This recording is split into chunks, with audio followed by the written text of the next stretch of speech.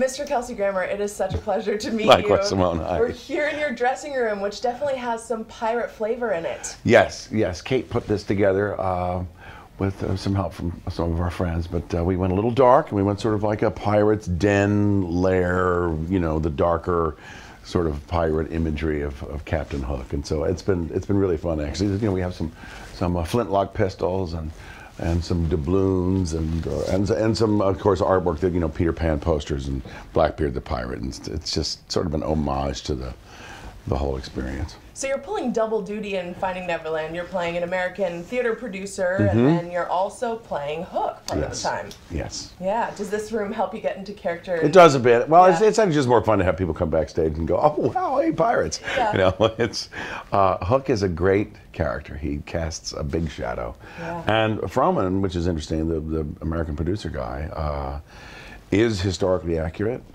Fascinating fellow, adored this play. He just went crazy. He spent all kinds of money to get it mounted, and then I think did out-of-town trial in Boston, then did the New York production. There's literature around where they advertise it as the greatest show of the century, and it was groundbreaking and extraordinary at the time, and it remains that way. It's 112 years later, and Peter Pan is still relevant. Still very relevant. Yeah.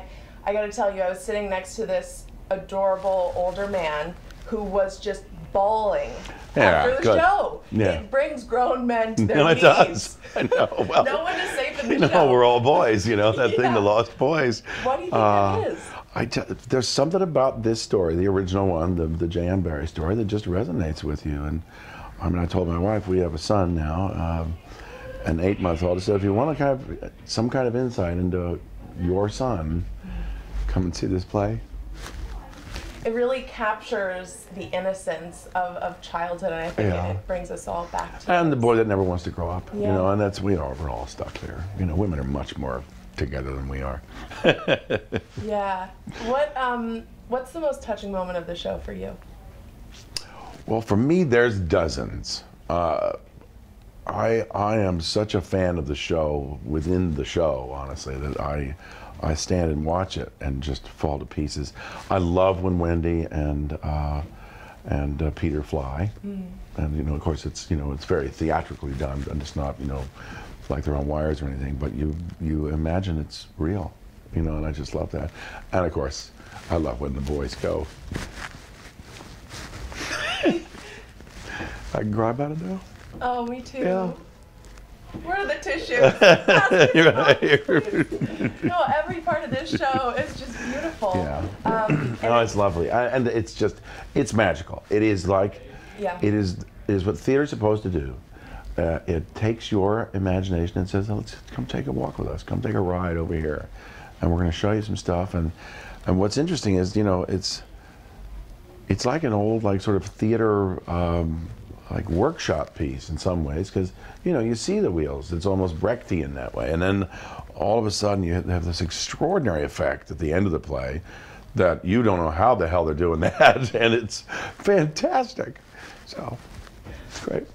I think it really speaks to your inner child is just screaming at you when you're watching this show. In your day-to-day life, in your experience, when do you hear your inner child the most? Well, I'm very lucky. I hear mine most of the time. Does it get you into trouble? It used to, but now I've got him in the right place. Yeah. No, trouble's always just around the corner, you know. Yeah. But things are good. Oh, good. Yeah. Okay. Just a thank you. Asking one more question.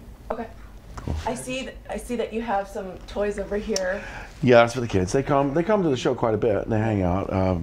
My 2.5-year-old Faith is, of course. Well, that's another thing in the show. They talk about Faith all the time. Right. Faith can give you wings. You know, I think you can fly if you just have enough faith. You know, and Faith is my little girl, so that gets me every time I hear it. And they come and play here quite a bit. But she's seen the show. She's oh, sorry about that. You can pop that off. It's yeah, it should be right there. Just an on-off button. I don't know how to do this. There you go. Yeah. So Faith plays here a lot, and of course Gabriel just sort of rolls around on the floor so far. He's still he's not particularly ambulatory, but he's a very lovely kid. But Faith has seen the show, and she loves it. When she sees the number, the big, the dinner party number, she just sits there and says, again, So she loves it. She says she's going on stage all the time.